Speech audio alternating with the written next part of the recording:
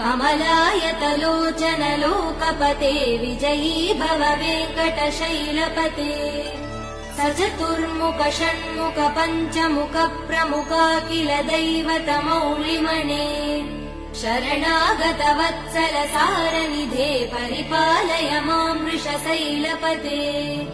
अतिवेलतया तव दुर्विषहैरनुवेल कृते प्रपराध सदैः